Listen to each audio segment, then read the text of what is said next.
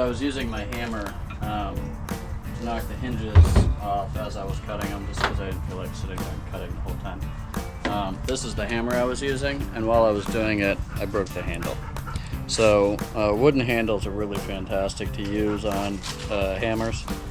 If you use hammers a lot, especially, but if you do this kind of work at all, it's just smart to use wooden. So the reason to use a wooden handle is because it saves your shoulder and your elbows. Basically, when you hit it, a surface, that reverberation, that tremor that comes from hitting it is going to shake through your arm. If you use a wooden hammer, or a wooden handled hammer, it softens the blow a bit, just saves your arm. So there's a wedge in here, right in the center.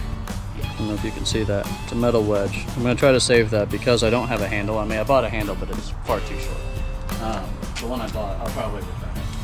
I didn't know exactly what size I was buying, and I think they sent a shorter one anyways. This is the handle they sent. This is the hammer. You can see, once that goes in, that's way too short. Now I wouldn't mind using a shorter handle, but this thing weighs like 3 or 4 pounds, and I really don't want such a short handle. I'd like something I could have a little bit more swinging power with. So what I'm going to do is I'm going to drill this one out. I'm going to try to save this wedge if I can. I'm going to use a pruning saw that I've had sitting around that I don't use because I have zero use for a pruning saw, but I like the handle on it. So I'm going to use the handle of that. Obviously I'm not going to use the entire handle. I'm going to cut it down to size, and that way I can use it for future projects. But I'm going to drill this out of here, and then we'll try to get that fitted in. If you're wondering, I'm putting a great deal of force on this thing.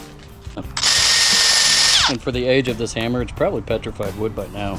I have no idea where this hammer came from, but I like it, and it's definitely old. It's probably original handle. Let's see if I can knock anything out of that. Obviously burning up my bit. This is my framing hammer that I use. It's just Husky brand, but it's 21 ounce. It's a nice framing hammer, it works well. The rest of the handle.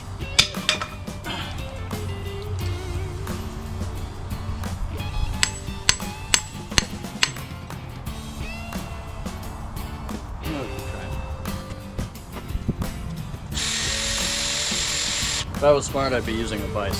I don't have a mounted vise. I have a couple of vices. None of them are mounted. So I'm not smart right now. I'm just using what I have sitting around. How about my fence? Keep my hand up wet.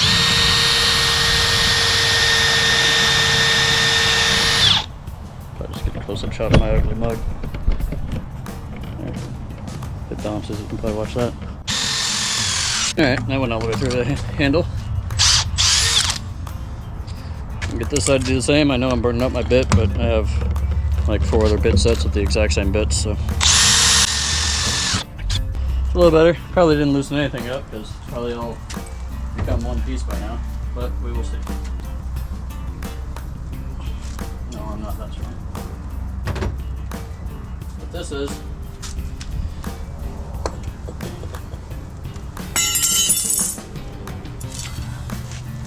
if you guys ever wonder what tools I recommend,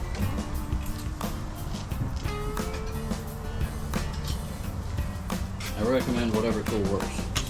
As far as brand goes, I used to use a lot of Ryobi.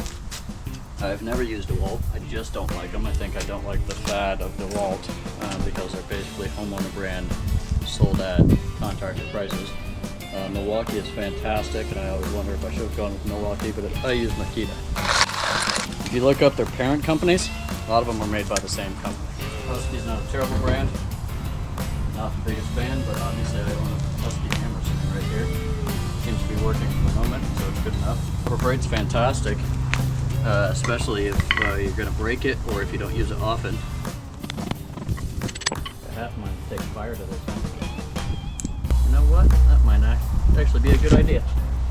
Try a little bit more hammering first before we just start burning it.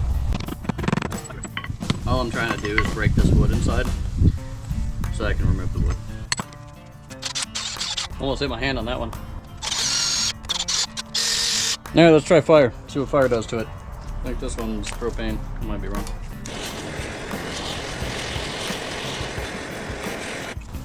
flame. Smoke, yeah. That doesn't help strengthen anything.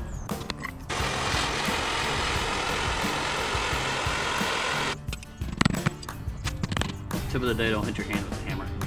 Ow! Second time in a row. What an asshole. Alright, so I got the handle out of there. It looks like without a handle. It's hot because I burned it. So basically I burned it with the torch and then I hit it with the flathead screwdriver and a hammer over and over until I got it out. The wedge piece is right here. Again, it's hot, so I'm not going to pick it up at the moment. And the way that all of this works, I have to cut a piece of handle that will come close to fitting in there. I have to sand it till it will kind of fit in there tight. I have to hammer it into that and then flip it over, and that wedge piece is going to go on the top, and I'll use my framing hammer and just hammer that wedge piece right into the middle of it, and that will spread it out inside of the handle or inside of the hammerhead and it'll hold on to it. That's how it works. It's a very old system on how this works, but it's still used today, and I'll show you what I mean. My framing hammer also has, see those two little rings? So it was put in there, the handle was put in there, and then those two rings were pressed or hammered into it to expand the handle a little bit, just to hold it in place. That's just how they work. So it's still the same system. It's just, you know, some are old-fashioned, some are newer, but it still works exactly the same. So once it cools down a little bit, I'll cut the handle to about the right size. Then I will skim the handle down. I don't know what I'm going to use yet. Might just use a knife to a closer size, and then I will hammer it into the head of the hammer and then put the wedge in. I'll try to show that to you guys, but I have to change the battery on this. Alright, so moving on with this handle replacement on my hammer. I'm going to use tools that you probably shouldn't use for this, but I don't feel like doing this by hand, so I'm just going to use power tools because that makes life easier in my opinion. That's the bottom, that's the top. I don't know if that matters. Anyways, here's my handle. So as far as length, I threw the other one away, so let's judge it off of my other hammer. Here's my framing hammer. I think that's a pretty decent sized handle. So right about here. Alright, we'll cut it right there. So I'm going to cut this piece off here. I'm going to put the hammer up to the end of it. I'm going to draw a line with a permanent marker inside so I have an idea, somewhat of an idea, of how thick it needs to be. I'm going to take my router, I think, I'm going to try, to cut down to the line I make, and then we'll see if we can get this thing in here and get it figured out. Measure one more time. Remember, measure 40 times, cut once. None of this is an exact science. It's not something you really have to be too worried about. It's more about comfort level, so that it's decently usable. Ow! Myself in the shin. Well, now that that's cut, you can see the grain in it. That's the grain inside the wood. That's really good and straight. A little bit of a curve there. Not something I'd be too worried about. It's an older handle, so it's already, you know, it's not going to twist any more than it already has. I like that grain, nice and straight. What you don't want is you don't want to see like end grain or see the grain go in a different direction in here. That'll actually end up breaking the handle easier. When you have pretty straight grain, it's going to be a pretty strong handle. I'm going to try to mount it like that, so the hammer to be with the grain. Okay. So I'm going to draw my line on this, and then I'm going to try to draw a line at least. Yep, that'll match up. Basically, I'm going to put the marker in here and I'm going to color on it. Wouldn't be a bad idea to use spray paint right now. Maybe I'll end up doing that instead. We'll see if this thing fits. Probably get the handle kind of centered in there. Yeah, I don't like that a bit. I need to spray paint it. If I spray paint it, it'll actually show the entire size. You can see if you look at this, that's definitely a lot smaller. So I need it to be the whole size of that hole, because I need it to actually match up. Alright, so I painted, not perfect, The white is what we're going at through there. Basically when I painted it kind of spread through, but I didn't shake the can very well. So it kind of spread out a little bit, but I just took my towel and just wiped off the edges because I don't want those painted. So now I'm going to measure out how far it's going to go for the thinner piece. So about right here. Not the most important thing in the world. This is definitely not rocket surgery, so it's nothing I need to be too concerned about. But about to there should be fine. And so we'll just mark that all the way around. Now I'm going to take my router. I'm going to measure out how far that's going to go, and I'm basically going to router one line, and then I'm going to try to match it all up. You could also take a knife, which is the proper way of doing this, and skip it down. But my knife is at the maker's house right now because he's sharpening it for me, so I don't have that on me. I have a utility knife, but I feel like if I try to skip the wood with a utility knife, I'm just gonna skip my hand with the utility knife. And then there's other ways to do it too. There's lots of tools you can use, but we're gonna do this to make life a little faster. Maybe not quite so much easier, but faster at least.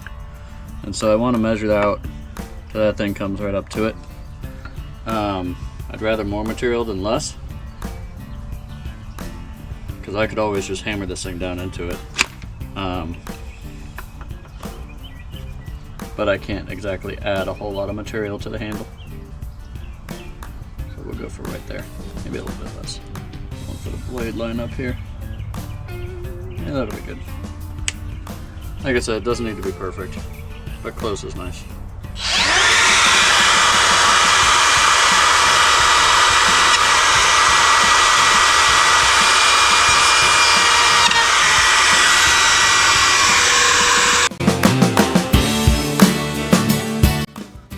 I didn't video that because it was basically a video of me being OSHA's worst nightmare. Plus, I didn't wear my glasses, so that was probably a mistake on my part. So now I have dust in my eyes. But hey, nobody ever accused me of being the smartest tool in the light box, so here we are. Alright. Yeah, that's close. So let me see if I can just hammer this into place. Because it's almost fitting. I don't know if you can see that.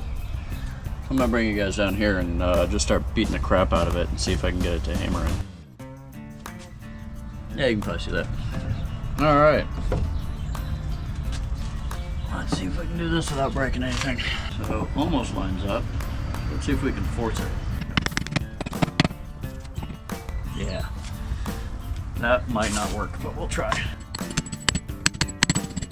I'm gonna grab a knife and skim some of that off. And we'll just keep on trying to force it. See what it looks like on the inside. I don't know if you can see in there, but it's starting to go in. It's probably up to maybe halfway point right there. So it's actually starting to work. But I want to take a little bit more material off because I can see spots like here and here where it's definitely being held up by the wood. So I'll be right back. I gotta get a knife and then we'll keep going on this. I'm using a knife that my grandpa left me before he passed. He actually sent it to me, mail I think. It basically stays sharp all the time. It's a nice knife. A cool knife sharpening technique if you don't have a sharpener handy, or if you're out in your truck or whatever. You can actually roll down your window a little bit and sharpen your knife on the window, on the glass. I might show you that in a second just to get a better edge on this. So I'm just giving a little bit off, and it's just where it's hanging up, the metal's hanging up on the wood. I'm just trying to take a little bit of wood off of that. I don't want it to be loose. I still want it to go in as tight as it's going in, but I want it to not get hung up on the wood here. So just taking a little bit of wood off. Just in certain spots where it's making itself a shelf. I don't want a shelf on it. Yeah, it just needs a new blade. Alright, so I'm going to sharpen this. I'll show you guys how I do that on a window. It's a pretty good trick to know. Alright, so this is my truck. Here's a window. This top edge right here that's kind of beveled, it's got that little cut to it. You can actually take a knife right on that and and you just pull it across it. It actually sharpens the knife. Not one of those things that a lot of people knows, but it's definitely a good trick once you learn about it. Obviously this isn't, you know, you're not going to bring a butter knife to a really good edge on this, but when you already have a decent edge on your blade and you don't have a whetstone or something around, this will, there, that's pretty sharp. This will give you a better edge. So I'm going to do a little bit more, and then we can go cut some more wood off of that. Yeah, that's a better edge. Alright, back up. I'm going to take a little bit more wood off of here. Just the shelf pieces like I had mentioned before. Pieces that are hanging up the metal. Obviously with the way I use my knives, being able to sharpen on a window is a good thing to have. Because you can hear me tapping into that metal over and over. I'm definitely dulling my knife, if not rolling my edge. There we go. That should be good. And we're going to hammer on this a little bit more and see if we can get it to go down a little further. Don't miss your handle, it hurts. One of those things I've just gotten good at is hitting my hands as much as possible. Got a little shelf on that. We'll go down a little bit more and see if I can press it through. It's getting there. We're going to keep skiving and doing this over and over. I'm not going to film it because, well, it's just going to take a while, I think. So another thing that works that I just started doing to it, just thinking about science and how science works. If you heat metal up, it expands. If you chill it, it contracts. So if you heat it up, and if you burn wood, it actually makes it harder, as long as you don't light it completely on fire. So we're not hurting it by burning the wood a little bit. Get it to expand a little bit, and then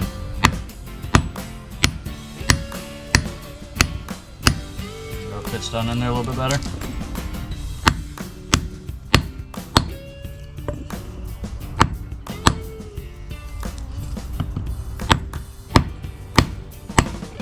It's kind of a win-win on that. Alright, there you go. So you see how it made it to the end? It's nice and smooth right there. So I'm going to light, I think I'm actually going to throw a wedge in that first, and then I'll burn that a little bit to harden that up as well. And that'll be good to go. That's a really nice handle on that. I like it. The handle's kind of lightweight, which I prefer it to be a heavier handle, but when you're working with free stuff, you know, things that are just sitting around, that'll do just fine. And plus I have a lot of handle left on this tool that I used. So if I ever need another one, I can just cut another piece off of that and use that as well. We already know that the grain is good on it, and so it'll come in handy for that. So I'm going to throw a wedge in this, and I'll let you guys watch me put the wedge in. All the wedge does is this thing is fit in extremely tight, which is great. The wedge is going to go in there, it's going to go in right in the middle, and it's going to spread the wood out to hold it in place so that when I start using this, it's not going to fly off the handle. It'll actually hold it in place. Alright, so here's the wedge that was in the old handle that broke. So we're going to stand this thing up on its end, put the wedge in right here. I'm going to start by tapping it. This thing's hot, by the way. I burned it obviously, so it's a little hot. Just tap it in a little bit. Happy Gilmore over here, just tap it in. Alright, there you go. That's pretty tight. Now I'm going to burn this just to harden up this end piece so it doesn't collect any water in it. And then we'll be good to go. We'll have a working hammer. So, torch. It's a good way to season wood. This will also create a barrier that it won't let any bugs in, won't let any water in. And now my hammer is back in use. It's a good hammer. So, one of my favorites. It's definitely for larger work. It's actually a metalsmithing hammer, I believe. But I use it for all kinds of larger things that I need to hit with a little bit of weight. It's definitely got some weight to it. So, thanks for watching. I hope you guys learned something. If you have any suggestions, if I didn't do anything right, it's my first time doing something like this. But it is useful information to know, and useful to be able to think outside of the box. So I appreciate you guys. I love y'all, and God bless. Have a great day.